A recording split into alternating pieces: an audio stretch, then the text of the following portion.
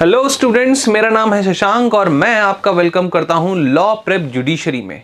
आज इस वीडियो में मैं आपके लिए एपीओ की लाइफस्टाइल के बारे में कुछ चीज़ें लेकर आया हूं।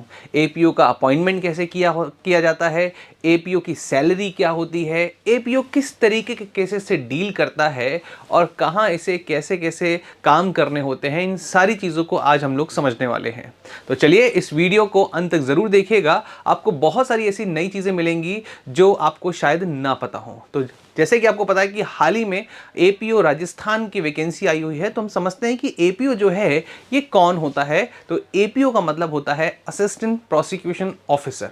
तो आज का जो वीडियो है वो है एपीओ की जो जॉब प्रोफाइल है वो। तो सबसे पहले समझते हैं कि जो एपीओ का जो अपॉइंटमेंट होता है वो कैसे होता है। तो मैं आप लोगों को बता दूं कि एपीओ का जो अपॉइंटमेंट होता है इसमें मेनली दो तरीके होते हैं। एक तो होता है आपका डायरेक्ट इन सेंस, मतलब यहाँ पे डायरेक्ट जो है स्टेट गवर्नमेंट अपॉइंट कर लेती है एपीओ को। कैसे करती है स्टेट गवर्नमेंट एपीओ को अपॉइंट, अब ध्यान समझिएगा।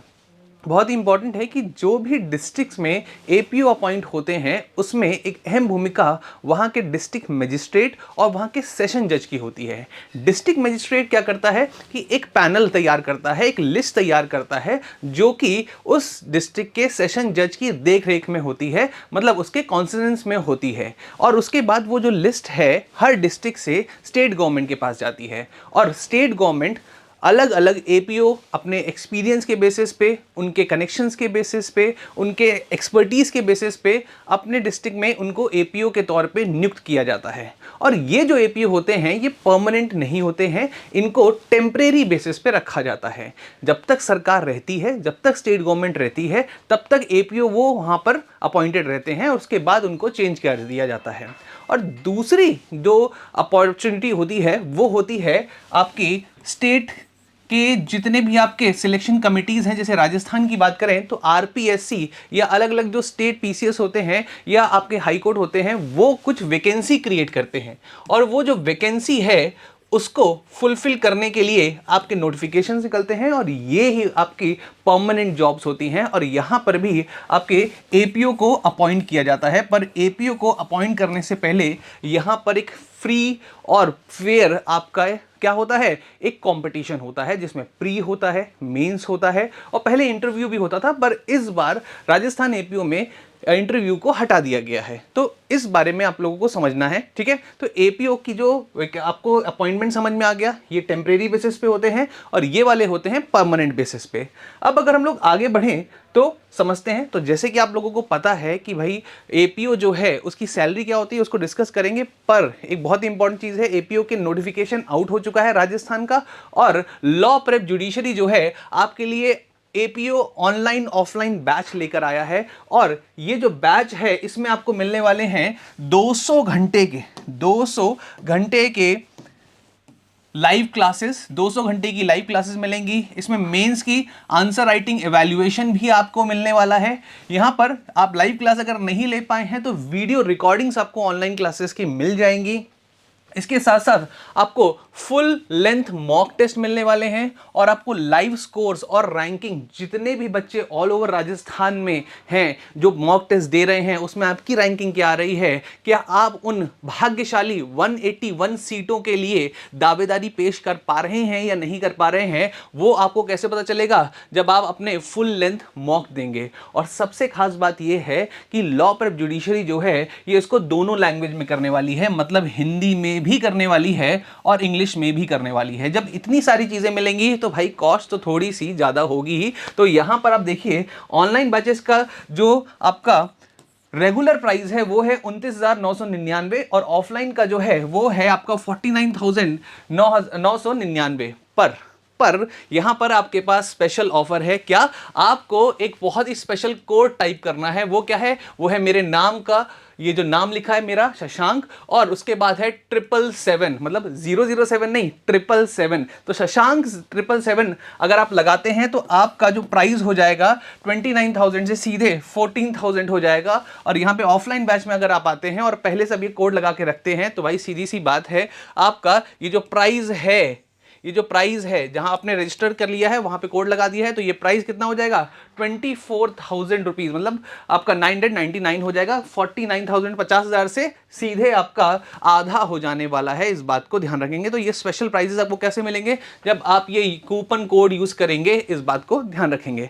अच्छा, अब हम लोग बात कर रहे थे कि जो एपीओ है उसकी सैलरी जो है वो क्या होती है, उसको समझते हैं। तो एपीओ की जो सैलरी है, आप याद रखिएगा इस बात को कि जो एपीओ है उसका पहले के जो 2 साल होते हैं, कितने साल, 2 साल जो होते हैं वो आपके प्रोबेशन पीरियड में जाते हैं, प्रोबेशन पीरियड में, और उसमें उसको जो सैलरी मिल रही होती है वो लगभग आपकी 26,500 की होती है। और एक बार वो प्रोबेशन पीरियड खत्म हो जाता है तो सरकार इसकी सैलरी को बढ़ा देती है। और इस सैलरी में अगर हम लोग बात करें तो लगभग इसकी जो बेसिक सैलरी हो जाती है वो कितनी हो जाती है, 17,800 प्लस इसमें आपका एचआरए जो है, डीए जो है, इसके बाद आपका सिटी कंपनसेशन जो है, सिटी कंपनसेशन जो है, इस तरीके के बहुत सारे आपको अलाउंसेस मिलते हैं। और ये सारे अलाउंसेस जो हैं मिल मिलाकर लगभग इसकी जो सैलरी होती है वो आपकी पहुंच जाती है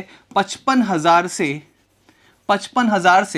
75,000 तक, 55,000 से 75,000 तक। अब आप बोलोगे सर इतना बड़ा रेंज, हाँ देखिए, अगर आप कोई मेट्रो सिटी में हैं तो आपको अलग अलग अलाउंसेस मिलेंगे। अगर आप किसी तरीके के कोई पीछे, मतलब कह सकते हैं बैकवर्ड्स एरिया में हैं, तो आपको अलग अलाउंसेस मिलेंगे। तो यहाँ पर आपको अलाउंसेस भी बहुत सारे मिलते हैं, ठीक है। जैसे आपको सिटी अलाउंस यहाँ पे मिल रहा है, सिटी कंपनसेशन जो है वो आप लोगों को मिलता है कि अलग अलग सिटी में कहाँ पर आप रह रहे हैं।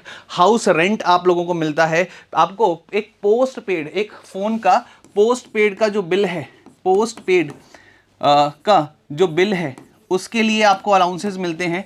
न्यूज़पेपर के लिए आपको अलाउंसेस मिलते हैं। यूनिफॉर्म के लिए आपको अलाउंसेस मिलते हैं। मतलब ये है कि भाई सिर्फ और सिर्फ आपको पैसा खर्च करना है तो आपके पास ये पैसा तो है, बाकी सब कुछ अलाउंसेस में मिल जाता है, उन सब का पैसा आप लोगों को मिलता है, ठीक है। इसके बाद बहुत से बच्चों को ये टेंशन रहती है कि सर एक बार एपीओ बन गए तो छुट्टियां मिलेंगी कि नहीं मिलेंगी, क्या करेंगे कि सरकार हमेशा में रदेड़े रहेगी। नहीं भैया, छुट्टियां भी होती हैं, इस बात को ध्यान रखेंगे। तो छुट्टियों की अगर हम लोग बात करें तो लगभग इसमें आपको जो हॉलीडेज की बात करते हैं तो हॉलीडेज जो हैं इसमें आपको 15 तो कैजुअल लीव्स मिल जाती हैं, ठीक है। इसके बाद आपको लगभग 15 तो मेडिकल लीव्स मिल जाती हैं, इस बात को याद रखेंगे। तो 15 मतलब 30 दिन तो यही हो गए पूरे 12 महीने में से। इसके बाद अगर हम लोग बात करते हैं तो आप लोगों को इसमें अगर कोई महिला है तो यहाँ पर आप लोगों को जो मैटरनिटी रिलीफ जो है वो भी मिलता है। इसके साथ जो पुरुष हैं उनको पैटर्निटी रिलीफ मिलता है।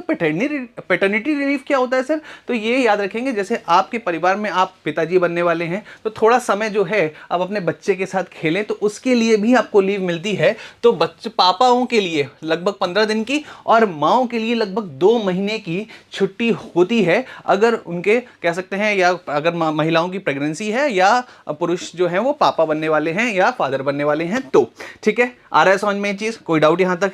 चलिए अब इसके बाद अगर हम लोग बात करें तो एपीओ का काम क्या होता है, तो एपीओ का जो मेन काम होता है वो होता है आपका क्रिमिनल केसेस से डील करना।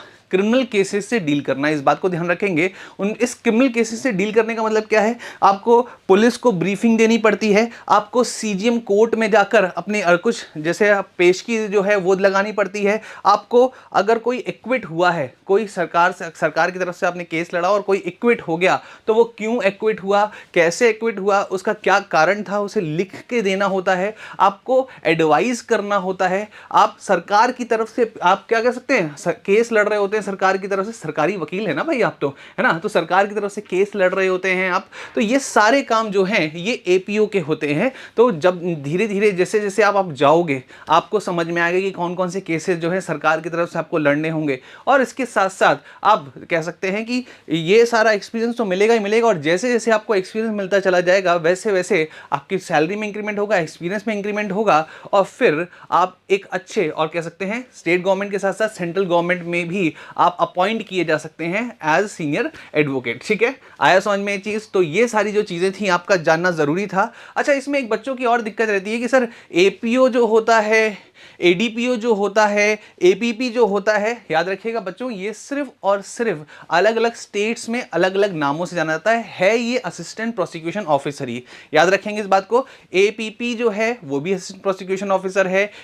आपका जो एपीओ है, याद रखेंगे, ये भी असिस्टेंट कह सकते हैं प्रोसिक्यूशन ऑफिसर ही आता है। एडीपीओ भी वही होता है, इस बात को ध्यान रखना है। इसमें कभी कंफ्यूज होने की जरूरत नहीं है कि सर ये इसमें अलग लॉ ऑफिसर है क्या, नहीं, वही पोस्ट होती है। काम में थोड़ा बहुत ऊपर नीचे स्टेट वाइज स्टेट जो है आपको ऊंच नीच थोड़ी बहुत देखने को मिलेगी, कहीं कम कहीं ज्यादा आपको देखने को मिलेगा। तो आई होप आप लोगों को समझ में आया होगा कि जो एपीओ की जो लाइफ है, जो आप चाहते हो, जिस तरीके से केस में आप चाहते हो, वो क्रिमिनल केसेस आपको मिलेंगे और वो भी सरकार आपको देगी। तो ये एक बहुत ही सुनहरा मौका है, इस बात को ध्यान रखिएगा। और भाई सीधी सी बात है, अगर आप फर्स्ट जनरेशन वकील हैं तो फिर आपका सबसे सुनहरा मौका ये है कि एपीओ का इस बैच जो है, इसको लेकर आप इसी बार 181 सीट्स में अपना नाम दर्ज कर लें और राजस्थान एपीओ जो है क्वालिफाई कर लें। और मैं दोबारा से बता देता हूं कि अगर आप इसको लेना चाहते हैं तो आपको ये कोड जैसे ही आप लगाएंगे वैसे ही आपको एक बहुत बड़ा डिस्काउंट मिलने वाला है। इस डिस्काउंट को अवेल करिए, आइए ज्वाइन करिए, हम आपको एक्सीलेंट चीजें देने वाले हैं। और आप एक चाहें तो डेमो क्लासेस भी आप देख सकते हैं, हमारे ऐप को डाउनलोड कर सकते हैं। ये सारी फैसिलिटी आपको फ्री ऑफ कॉस्ट मिलने वाली है, इस बात को ध्यान रखेंगे। तो तब तक के लिए मिलते हैं नेक्स्ट क्लास में। जय हिंद।